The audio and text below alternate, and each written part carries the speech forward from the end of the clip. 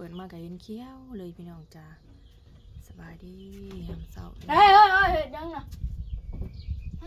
พากันลงไปเห็ดหัวอ้อมตะกะพี่น้องขุดลักสิเอาตะนางมาอ้อมพังเบิ่งปนปลาดุกแต่ว่านนะปนคำว่านเอาถ้วยมาตักลูก อุ้ยตายเฮาปิ้งหมูพี่น้องลาบน้ำแห้งบ่แม่นน้ำตก แม่มันคือยังบ่สุกเลยเบิ่งออกดูจองนี่พี่น้องลาบน้ำตกลาบหมูน้ำตกพี่น้องตักอาหารเช้าลูกชายก็ลงไปขุดลักซอยพอพี่น้อง มันลอยแค่ตะกี้พอเพิ่นว่าสิเน่งเสือกเปียกเอาซื่อๆบ่ได้เน่งลวดอันสอดไฟผ้าเด้อพี่น้องและบาดนี้แหละบาดสิไปหันไปนี่แหละย่านลูกสาวอันเผาบ่กุ้มพี่น้องเอ้ยเรื่องของเรื่องทั้งงัวทั้งไก่เอาเขาย่านเพิ่นเผาบ่กุ้มแล้วก็สิเอานาลัดเวียนน้ำพี่น้องจ้าพอไปเก็บผักกระโดนพ่อกินข้าว จากต้นสดๆ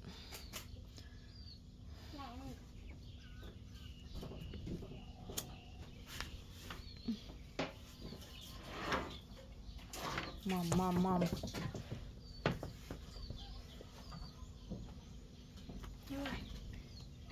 ไปประทานโผลมากกับพันดีพี่น้องเมื่อคืนแต่เขาไม่ได้ลงคลิปเนาะเขาไปประทานโผลกับพอดีแท็กเมื่อวาน เก็บได้ไหมซื้อปลาไหลปล่อยในทำบุญนำนะดีปลาลูก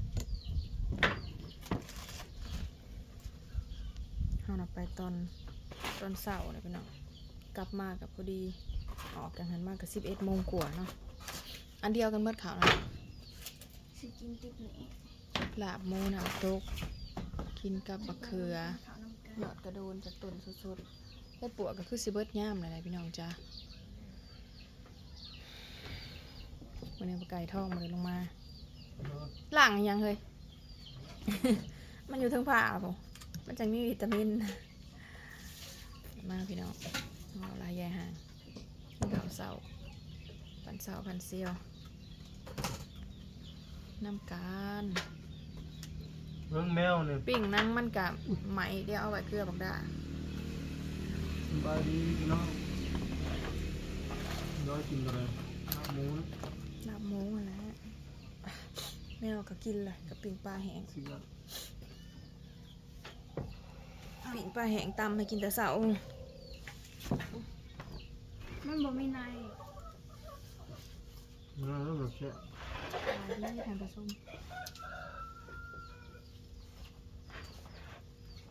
ส่วนเจ๊ดำแกงหน่อไม้บ้างนะ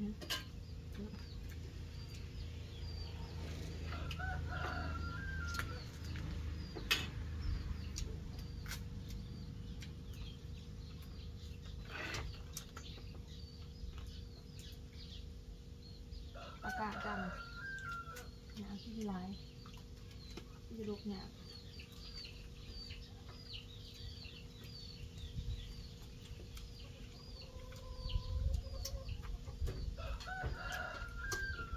น้ำสีร้ายน้ำมันจะร้ายฟังบ่เห็นเล่นก่อนเลยสิ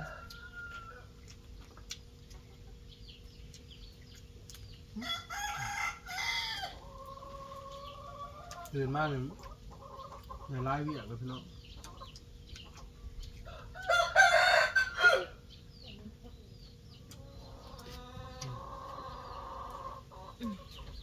หนังที่หรือบอกหรือว่า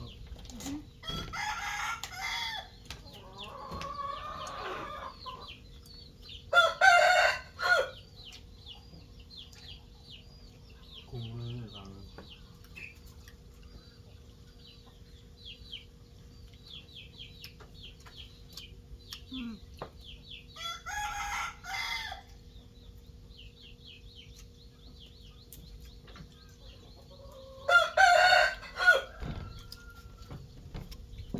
แค่นั้นแหละถึงส่วนเจดำแข็งมาเอาทุกหม่อมเอ้ยกินแล้วยังว่นแม่อยู่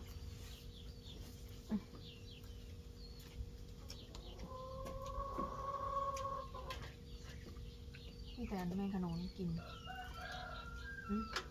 กาดมัน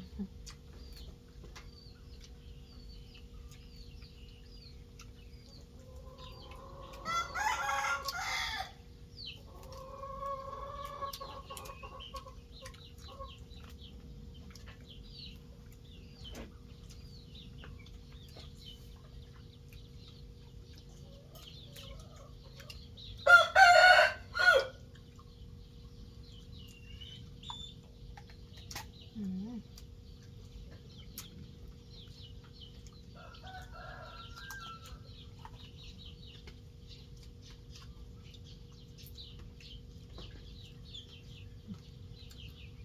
นี่หนูครับมันกินแล้วอย่าบนโอ้กูสิบอกเกลือชูบานเนี่ย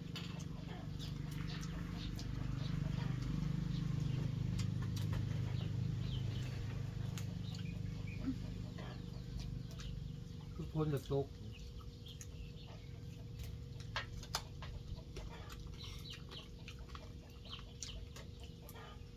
คนสิมาหอกะแล้ว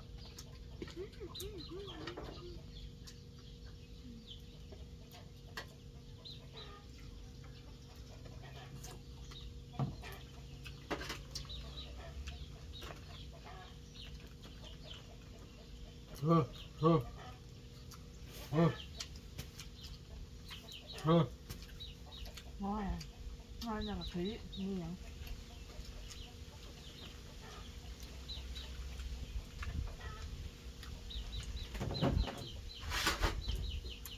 เฮ้อ ต้องพัด อืม ไม่ได้ ขึ้นไปทางแล้ว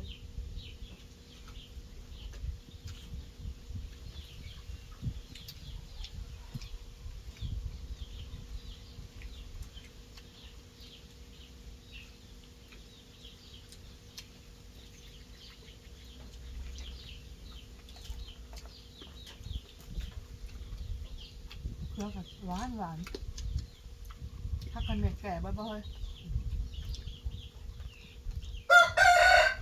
หนักตายเนาะ ๆบ้านั่นแหละตอนมันหวังมันแดดมันตายมันก็ขึ้นเลย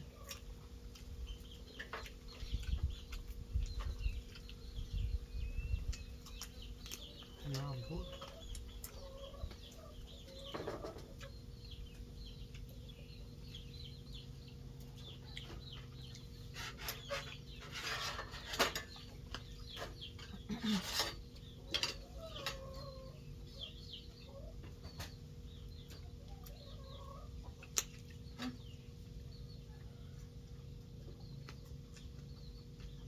ชอบไก่กระกะ เต็มหมู่บ้านตอนนี้เอ้ยมาลบอีกแล้ว เอาหนักทั้งหลายแล้วไม่กินแล้วน้ำกินเอาแล้วเขาต้นพูนะมาลอยไม่กินหนู มันลงไปเหยียบมันพังวางไปเหยียบ เฉพาะพอลงไปคือบ่มีเขาพูเฉพาะมันไก่เนาะ ผู้ก็ดีค่ะมันลงบ่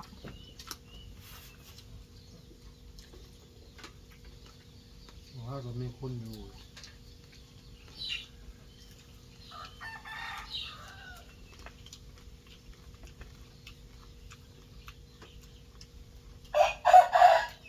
เนาะ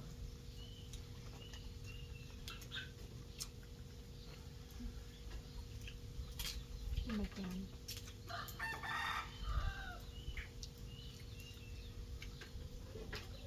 มันได้กินก็ยัง นางหมูไม่สวย เจ้าเฮ็ดเบิร์ดบ่หมู นั่งท่งหนึ่งถ้าเดี๋ยวจะเปิดเบิด เหลือกินได้แต่ตอนเช้าครับ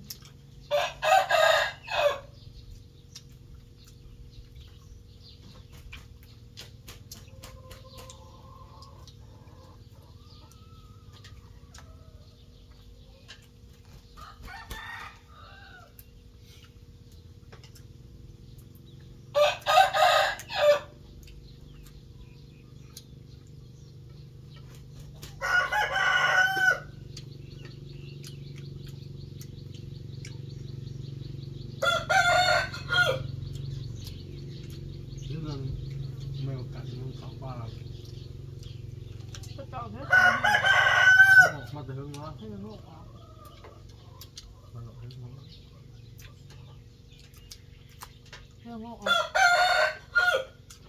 อืม โอเค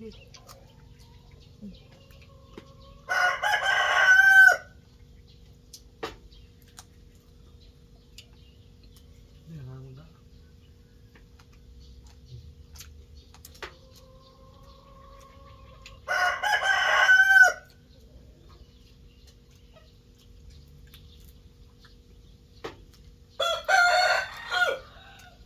ตื่นมากก็บ่เห็นมัน อืม ตื่นมาแล้วข้าวไฟ ที่ตำซับเนี่ยแล้วเนาะเผากะแล้วกระท่อมงานนั่น ไปบ่ชื่อมื้อน่ะลงหอยตะกะนะ อีกแล้ว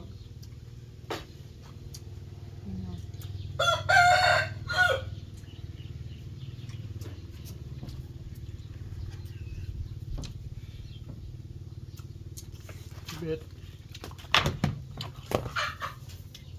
ฟังกันกินนะ สบายดี